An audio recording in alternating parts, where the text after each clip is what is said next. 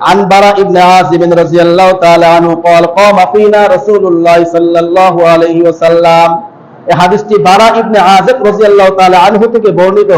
এই হাদিসটা আবু দাউদ শরীফের ভিতর আছে, ইবনে মাজাহ শরীফের হাদিসের ভিতর আছে। নবীজি সাল্লাল্লাহু আলাইহি ওয়াসাল্লাম বলতেছে, দেখেন, ফাকালা আরবাউল লা তাজুসু ফিল আযাহি, চার ধরনের পশুর ভিতরে কুরবানি করা যায় না। কয় ধরনের পশু? যারা বলেন কয় ধরনের পশু? চার ধরনের পশু কুরবানি করা যাবে না। এক নম্বর আল আওরাউ বাইনুল আওরুহা, এক নম্বর হলো ওই পশু যে পশুটা অন্ধ। যে পশুটা কি বলেন তো? অন্ধ। আর এই অন্ধটা স্পষ্ট, বাইনুল আওরুহা, যার অন্ধত্বটা কি স্পষ্ট।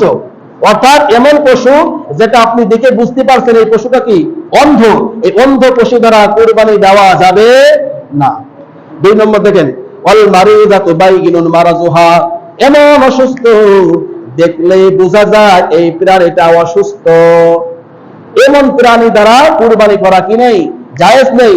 অর্থাৎ এমন অসুস্থ প্রাণী যে অসুস্থতা স্পষ্ট, মানে মানুষ দেখলেই বুঝতে পারে যে এই পশুটা অসুস্থ, তাহলে এই অসুস্থ পশু দ্বারা কি কুরবানি করা যাবে না।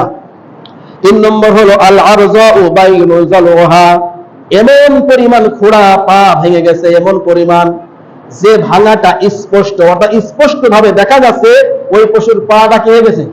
খোড়া হয়ে গেছে। কথা বলছেন? এই খোড়া প্রাণী দ্বারা কি করা যাবে না? কুরবানি করা যাবে না। চার নম্বর হলো আল কাসীরুল লাতী লা তানখা, এমন পশু, অর্থাৎ এমন রুগ্ন শুকনো এমন পশু যে পশুর গায়ে কোনো গোশ নেই। কথা বলছেন? হাড় গায়ের সাথে কি করেছে? একদম লেগে গেছে, যে তার হাড় পর্যন্ত একদম সব স্পষ্ট হয়ে দেখা যাচ্ছে কোনে কি আছে।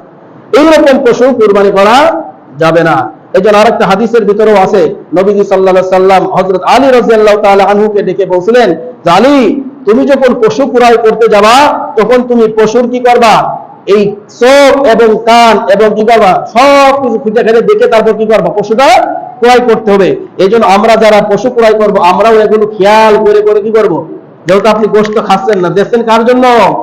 আল্লাহর জন্য দেখছেন। এই জন্য অবশ্যই খুঁটিনাটি সব বিষয় জেনে এরপরে কি করতে হবে? ক্রয় করতে হবে।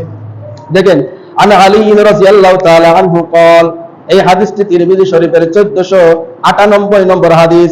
নবীজি সাল্লাল্লাহু আলাইহি সাল্লামের একজন বিশিষ্ট সাহাবী এবং জামাতা ছিলেন হযরত আলী রাদিয়াল্লাহু তাআলা আনহু, তিনি বলতেছেন, قال আমারনা রাসূলুল্লাহ সাল্লাল্লাহু আলাইহি ওয়াসাল্লাম, যে নবীজি সাল্লাল্লাহু আলাইহি সাল্লাম আমাদেরকে আদেশ দিয়েছেন আন নাস্তাশরিফাল আইনা, পশুগুলোর চোখ দেখে দেখে কি করতে? পশু ক্রয় করতে।